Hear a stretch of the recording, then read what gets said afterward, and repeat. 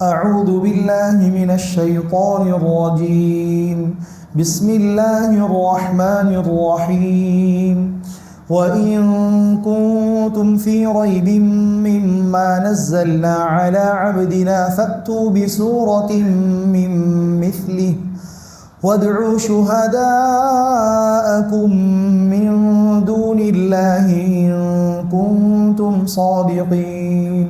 فإن لم تفعلوا ولن تفعلوا فاتقوا النار التي وقودها الناس والحجارة أعدت للكافرين صدق الله العظيم نحمده ونصلي على رسوله الكريم اما بعد.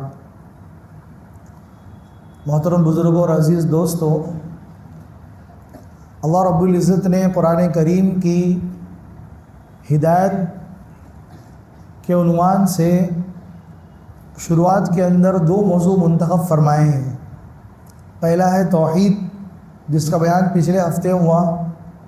اور دوسرا موضوع ہے رسالت، جس کا بیان ان دو آیتوں کے اندر موجود ہے. اور یہ دونوں چیزیں انسان کے اسلام، اس کے ایمان اور اس کی زندگی میں بنیادی حیثیت رکھتی ہیں کہ جس آدمی کے دل کے اندر اللہ رب العزت کی ذات پر کامل یقین اور اللہ رب العزت کی ذات پر ایمان ہوگا،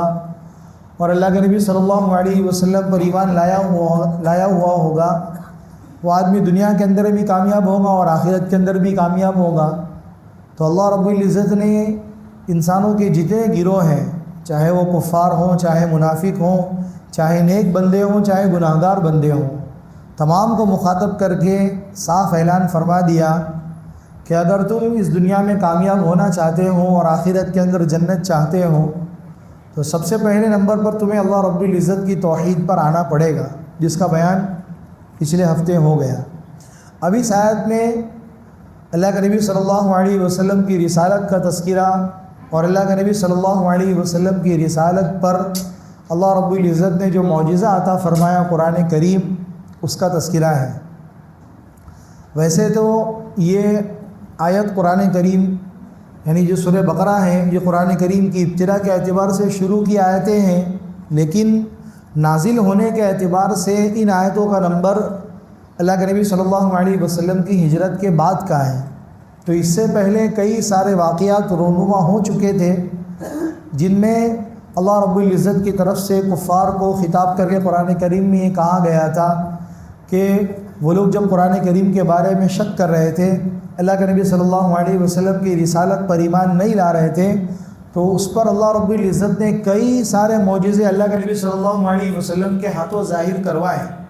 اللہ کے نبی صلی اللہ علیہ وسلم کو معجزے دیے گئے، معجزے ظاہر بھی ہوئے، کچھ لوگوں نے مانا، کچھ لوگوں نے نہیں مانا، لیکن آخر میں اللہ رب العزت نے یعنی شروع ہی سے معجزے تو کئی سارے ہیں، لیکن ایک واحد معجزہ اللہ کے نبی صلی اللہ علیہ وسلم کو ایسا دیا گیا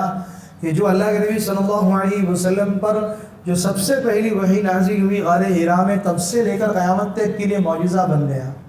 عالمی اعتبار سے، آفاقی اعتبار سے اور دائمی قیامت تک آتی رہتی دنیا کے لیے یہ معجزہ قرار دیا گیا.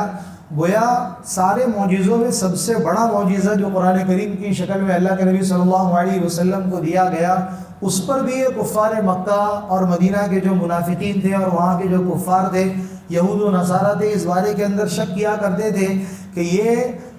جو قرآن کریم اللہ کے نبی صلی اللہ علیہ وسلم پڑھ کر لوگوں کو سناتے ہیں اور یہ کہتے ہیں کہ اللہ رب العزت کا کلام ہے، حضرت جبرائیل علیہ السلام لے کر آئے ہیں، لوح محفوظ سے اترا ہے، اور یہ کوئی مخلوق کا کلام نہیں ہے، یہ خالق کا کلام ہے. اس بارے کے اندر وہ لوگ شک کیا کرتے تھے اور اس کا انکار کرتے تھے کہ اللہ کے نبی صلی اللہ علیہ وسلم کا کلام نہیں ہو سکتا. اس کے متعلق اللہ رب العزت نے ان کو مخاطب کر کے فرمایا وَإِن كُنتُمْ فِي رَيْبٍ مِّمَّا نَزَّلْنَا عَلَىٰ عَبْدِنَا، کہ ہم نے جو ہمارے بندے کے اوپر کتاب نازل فرمائی اس کے بارے میں اگر تمہیں شک ہے اس کتاب پر جو ہم نے اپنے بندے پر نازل فرمائی، فَأْتُوا بِسُورَةٍ مِّن مِّثْلِهِ، تو تم اس کی طرح ایک صورت بنا کے لاؤ. صورت کہتے ہیں کسی چیز کے ٹکڑے کو. قرآن کریم ایک مکمل کتاب ہے، قرآن کریم کے اندر 114 صورتیں ہیں، تو ہر صورت قرآن کریم کا ایک ٹکڑا ہے. ہر صورت قرآن کریم کا ایک ٹکڑا ہے. 114 صورتیں ہیں، گویا قرآن کریم کے 114 جو ہے وہ ٹکڑے ہیں. تو اللہ رب العزت نے کفار کو، مدینہ کے منافقین کو، وہاں کے جو ہے یہود و نصارہ کو مخاطب کر کے کہا کہ اگر تمہیں اس کتاب کے بارے میں شک ہے کہ یہ کتاب اللہ کے نبی صلی اللہ علیہ وسلم پر نازل نہیں ہوئی ہے، تو تم ایک کام کرو،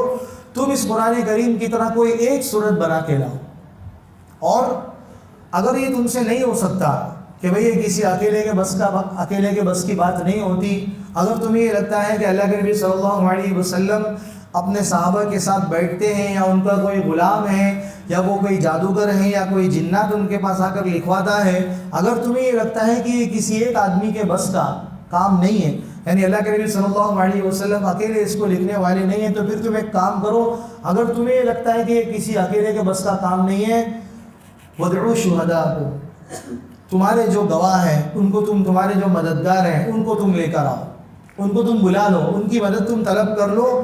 اللہ رب العزت کے علاوہ جن لوگوں کی تم عبادت کرتے ہو، اللہ کے علاوہ جن لوگوں کو تم پکارتے ہو مدد کے لیے، ان کو بلا لو، ان کی مدد تم ساتھ میں لے لو اگر تم سچے ہو۔ یہ اللہ رب العزت کی طرف سے ان کو چیلنج تھا، تمام کفار مکہ کو، مدینہ کے کفار و منافقین کو، یہود و نصارہ کو، تمام اقوام عالم، اللہ کے نبی صلی اللہ علیہ وسلم اور مسلمانوں کے علاوہ جتنی قومیں وہاں پر موجود تھی،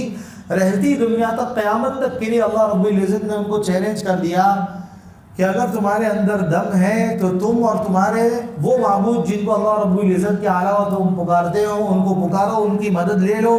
ایک آدمی سے نہیں ہو سکتا، تم اپنی جماعت بنا لے لو، چاہے انسانوں کی جماعت بنا لو، چاہے بتوں کی جماعتیں بنا لو، چاہے تمہارے جناتوں کی جماعتیں بنا لو، کسی کی بھی جماعتیں بنا لو، اکیلے سے نہیں ہو سکتا، تو سب مل کر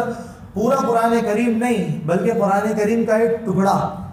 اور یہاں پر بھی مفسرین نے لکھا ہے کہ اللہ رب العزت نے فَأْتُوا بِسُورَةٍ کہا کہ کوئی ایک چھوٹی سی صورت، یعنی نکیرہ کسی چھوٹی چیز پر دلالت کے لیے آتا ہے کہ قرآن کریم کی سب سے مختصر صورت، شروع کی جو صورتیں ہیں سورہ بقرہ وہ سب میں بڑی صورت ہے، شروعات کی صورتیں بڑی بڑی ہیں، اتنی بڑی صورتیں نہیں لا سکتے، تو اما باری کی سب سے چھوٹی صورت اِنَّا أَعْطَيْنَاكَ الْكَوْثَرَ فَصَلِّ لِرَبِّكَ وَانْحَرْ إِنَّ شَانِئَكَ هُوَ الْأَبْتَرُ، یہ 3 آیتوں کی اتنی ایک لائن کی اتنی چھوٹی سی صورت ہے، اتنی چھوٹی سی صورت تم بنا کے لاؤ، یہ پوری سارے کے سارے کفار زمانہ کو اس وقت میں چیلنج تھا، اور یہ چیلنج کوئی ایسا نہیں تھا کہ اللہ رب العزت نے لوگوں سے کسی ایسی چیز کا مطالبہ کر لیا کہ جس بارے کے اندر وہ جانتے ہی نہیں، جیسے حضرت عیسیٰ علیہ السلام کو معجزہ دیا گیا تھا مردے کو زندہ کرنے کا، کہ وہ مردوں کو زندہ کیا کرتے تھے، آج کے زمانے میں ہمارے لیے سمجھنے کے اعتبار سے یہ چیز انسانوں کی سمجھ سے باہر ہے کہ مردے کو زندہ کیا جائے، اللہ رب العزت نے وہ معجزے عطا فرمائے۔ اللہ کے نبی صلی اللہ علیہ وسلم کو جو قرآنی معجزہ دیا گیا، اس وقت کے جو کفار مکہ تھے وہ عربی فصاحت اور بلاغت کے بہترین ماہر تھے، بھلے ان میں پڑھنے لکھنے کا رواج نہیں تھا، کوئی مدرسہ تعلیم یا اسکول کالج یا کچھ بھی نہیں تھا اس زمانے میں، نہ ہی پڑھنے لکھنے کا رواج تھا کہ باپ اپنے بچے کو، ماں اپنے بچے کو گھر کے اندر پڑھا دے، سکھا دے، لیکن فطری طور پر اللہ رب العزت نے ان کو ایسی تخلیقی صلاحیتوں سے نوازا تھا کہ ان کے چھوٹے سے چھوٹے بچے اور بچیاں ایسے فصیح اور بلیغ اشعار کہا کرتے تھے کہ بڑے بڑے شعراء اور ادیب اور عربی بولنے والے ان کے سامنے حیران اور دنگ رہ جاتے تھے کہ ایسی عربی انہوں نے لائے کہاں سے۔ اللہ رب العزت نے ذہانت دی تھی، فطری اعتبار سے ان کے اندر وہ صلاحیتیں دی تھی کہ جس کی بنا پر وہ اپنے آپ کو بولنے والا اور ساری دنیا کو گونگا بولتے تھے۔ عربی اور عجمی کا جو فرق ہے کہ عرب والے اپنے آپ کو جو عربی کہتے ہیں، عربی کا معنی ہوتا ہے بولنے والا، اور عجمی کا معنی ہوتا ہے گونگا، اپنے علاوہ ساری دنیا کے انسانوں کو وہ لوگ گونگا کہتے تھے کہ ہم بولنے والے، یعنی ہماری زبان ایسی ہے کہ جس کے اندر فصاحت اور بلاغت کا ایک ایسا سیلاب ہے کہ جو دوسرے کسی زبان میں تم کو نہیں ملے گا۔ کہ تلوار کے لیے 1000 الفاظ تھے جو تلوار کے لیے استعمال ہوتے تھے، گھوڑے کے لیے 1000 الفاظ استعمال ہوتے تھے، یعنی ہر چیز کے الگ الگ وقت کے لیے الگ الگ ان کے یہاں پر الفاظ تھے۔ ہمیں اگر کسی بچے کو بچہ کہنا ہو تو بھائی وہ بچہ ہی ہے، بچے کے لیے اور کوئی دوسرا لفظ اردو کے اندر ہمارے پاس نہیں ہے، لیکن ان کے یہاں پر عمر کے لحاظ سے بچے کے لیے الگ الگ لفظ استعمال ہوتے تھے کہ اگر 2 سال کا ہے تو یہ بولیں گے، 4 سال کا ہے تو یہ، اگر وہ دوڑنے لگ گیا ہے تو یہ، اور اس کے اندر اتنی عقل آ گئی تو پھر بھلے ہی بچہ ہے لیکن اس کے لیے لفظ یہ استعمال ہوگا، کہ الگ الگ اس کی صفات کے اعتبار سے ان کے نام تبدیل کیا کرتے تھے، گویا عربی زبان کے اندر ان کو بہت ہی زیادہ کمال اور فصاحت و بلاغت کے اندر ملکہ ان کو حاصل تھا، ایسے لوگوں کو جو خود اپنے آپ کو عربی کہتے تھے کہ زبان کے ماہر تو ہم ہیں، پوری دنیا میں بولنے والے ہم ہیں، اور وہاں پر باقاعدہ اس چیز پر مقابلے ہوا کرتے تھے۔ مکہ کے اندر وہ لوگ محفلیں سجاتے تھے، کون آدمی سب سے زیادہ اچھا قصیدہ اور سب سے اچھے اشعار پڑھے گا، اور مقابلہ ہوتا تھا، محفلیں جمتی تھی، اور شعراء جو ہے وہ بڑے سے بڑے آتے اور پھر جو ہے وہ اپنے کلام پیش کیا کرتے تھے۔ تو ان میں سے جو مکہ کے سب سے ماہر شاعر تھے، ایسے 7 تھے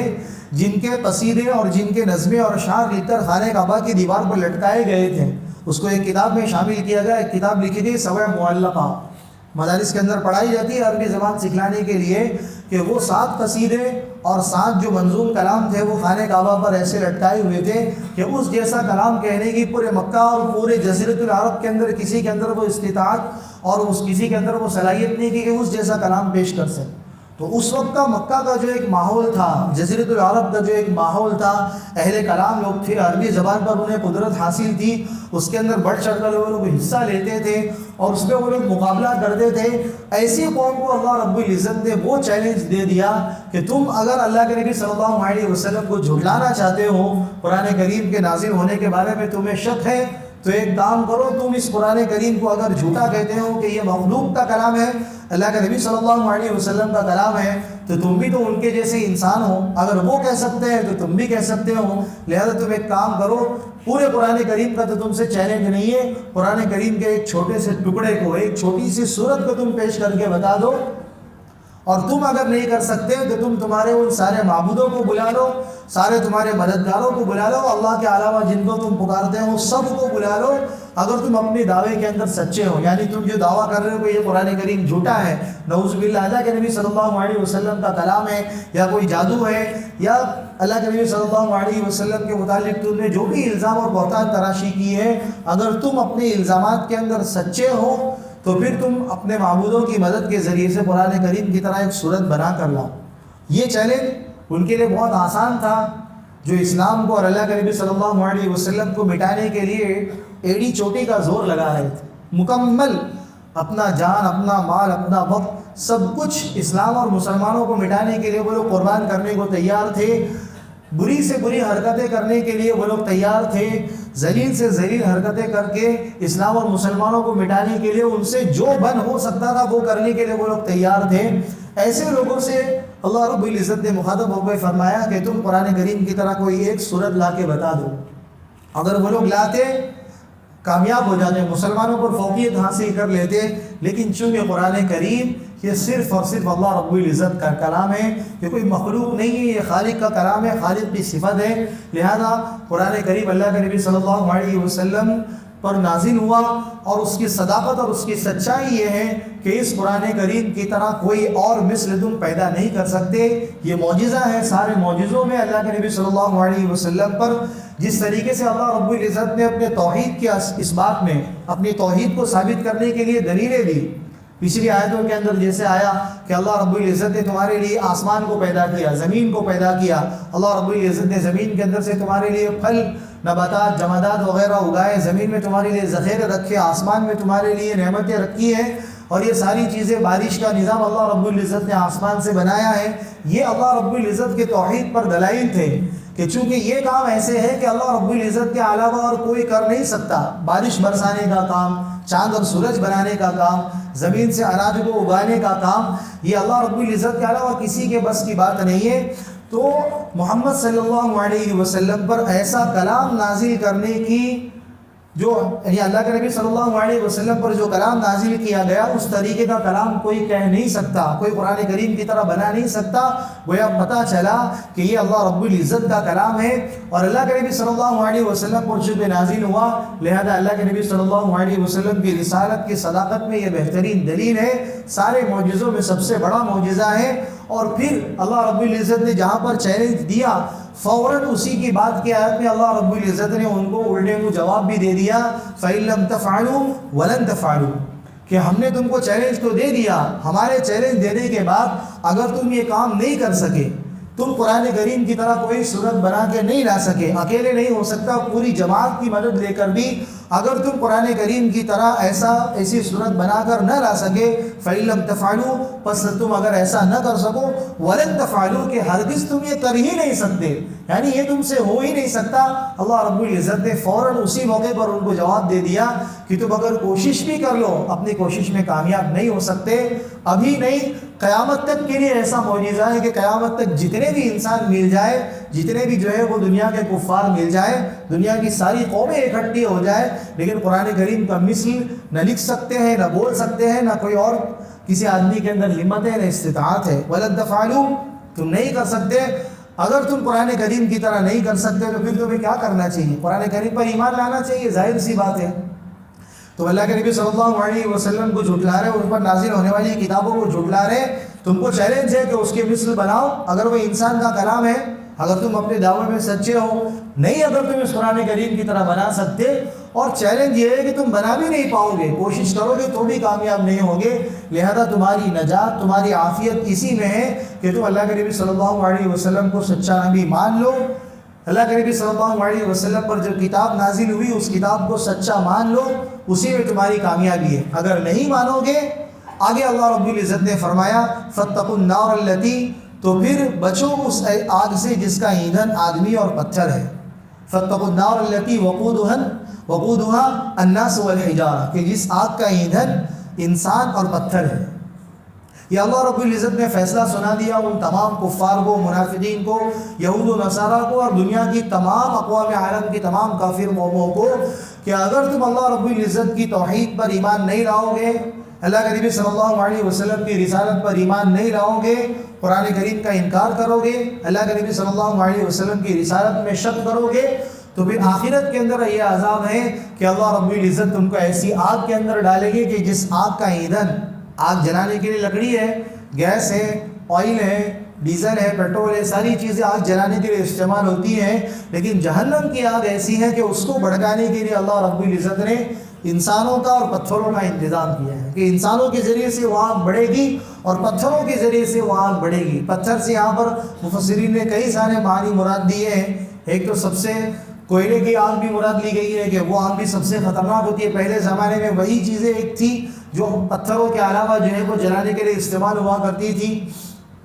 کوئلے کی بھی آگ جو ہے وہ خطرناک ہوا کرتی ہے، جن علاقوں کے اندر کوئلہ ہوتا ہے وہ علاقے ویسے ہی گرمی کے علاقے ہوتے ہیں، ان میں اگر آگ لگ جائے تو بڑے دھماکے اور کئی سارے نقصان کا باعث بنتے ہیں، تو جلانے کے اعتبار سے ایک وہ بھی ہے، اور دوسرا اس میں ایک لطیف اشارہ یہ بھی موجود ہے کہ جن پتھروں کے معبود کی تم پوجا کرتے ہو تم بھی اس آگ کے اندر ڈالے جاؤ گے آگ کو بھڑکانے کے لیے، اور تمہارے جو پتھروں کے معبود ہیں وہ بھی اس آگ کو بھڑکانے کے لیے تمہارے ساتھ اس کے اندر ڈالے جائیں گے، لہذا یہ پتھروں کے معبود تمہارے کوئی معین و مددگار نہیں ہے کہ جن سے تم مدد حاصل کر سکو، اللہ رب العزت کے علاوہ تم ان کو پکارو، یہ نہ تمہیں دنیا کے اندر کام آئیں گے، نہ قبر میں جانے کے بعد، اور آخرت میں تمہیں جہنم میں جانے کے بعد کام آئیں گے۔ دنیا کے اندر بھی تمہیں ذلیل کر دیا کہ تم قرآن کریم کی طرح ایک آیت بھی بنا کر نہیں لا سکے، اور قیامت کے دن جب تم جہنم کے اندر جاؤ گے، وہاں پر جانے کے بعد جب اپنے معبودوں کو تم پکارو گے تو وہ تمہارے معبود تم کو اپنے ساتھ جہنم کی آگ کے اندر ملیں گے کہ اللہ رب العزت تمہاری عبرت کے لیے اور تمہیں مزید تکلیف پہنچانے کے لیے تم کو اس بات کو ثبوت دے گے کہ تم جن معبودوں کے بھروسے پر دنیا میں تھے کہ بھئی یہ ہمارے اور اللہ رب العزت کے درمیان میں واسطہ ہے کہ ہم اللہ رب العزت کو ان کے ذریعے سے پکارتے ہیں، یہ ہمارے لیے وسیلہ ہے اللہ رب العزت تک پہنچنے کا، لہذا یہ کوئی چیز نہیں ہے۔ قیامت کے دن جن کو تم واسطہ سمجھ کر جن کی تم پوجا کرتے تھے، جن کی تم پتھروں کی عبادت کرتے تھے، تم بھی اس انکار پر قیامت میں جہنم میں ڈالے جاؤ گے، اور وہ سارے معبود جن پر تم کو بھروسہ تھا وہ بھی جو ہے وہ جہنم کے اندر ڈالے جائیں گے۔ وعدت للکافرین، اور یہ جو آگ ہے یہ کافروں کے لیے تیار کی گئی ہے، منکروں کے لیے تیار کی گئی ہے کہ جو بھی اللہ رب العزت کی توحید سے انکار کرے گا، آپ صلی اللہ علیہ وسلم کی رسالت کا انکار کرے گا، جو بھی کافر بنے گا، ان سارے لوگوں کے لیے یہ آگ تیار کی گئی ہے، اور اللہ رب العزت ان سارے لوگوں کو اس آگ کے اندر ڈالے گا۔ لہذا یہ تمام اقوام کے لیے اللہ رب العزت نے فیصلہ فرما دیا کہ پوری دنیا میں سے اگر کسی بھی انسان کو کامیاب ہونا ہے تو اس کا واحد راستہ توحید اور رسالت پر قائم رہنا، باقی رہنا، قرآن کریم جو نازل ہوا قرآن کریم کو سچ ماننا، اس کے احکامات کو سچ ماننا، اسی میں اللہ رب العزت نے ساری انسانوں کی ہدایت اور ان کی کامیابی رکھی ہے۔ اگر کوئی آدمی اس کا انکار کر دے گا دنیا کے اندر بھی ناکام اور نامراد ہوگا اور آخرت کے اندر بھی ناکام ہوگا۔ اللہ رب العزت ہماری ان تمام بری چیزوں سے، بری عادتوں سے اور ان تمام منکرات سے ہماری حفاظت فرمائے، توحید اور رسالت پر مرتے دب تک ہمیں قائم اور دائم رکھے۔ ایک دوسری گزارش، بھئی ہمارے جتنے بھی اسٹوڈنٹ حضرات ہیں جو یہاں پر بیٹھے ہوئے ہیں، ان تمام سے گزارش ہے کہ دعا پڑھنے کے بعد تھوڑی دیر کے لیے یہاں پر جمع ہو جائے، کچھ مختصر 2-5 منٹ بات کرنی ہے، باقی حضرات جو ہے وہ دعا پڑھ لیں۔ سبحان اللہ بحمدہ، سبحانک اللہم و بحمدک، نشہد ان لا الہ الا انت، استغفرک و اتوب الیک۔ سبحان ربک رب العزت عما یصفون، وسلام علی المرسلین۔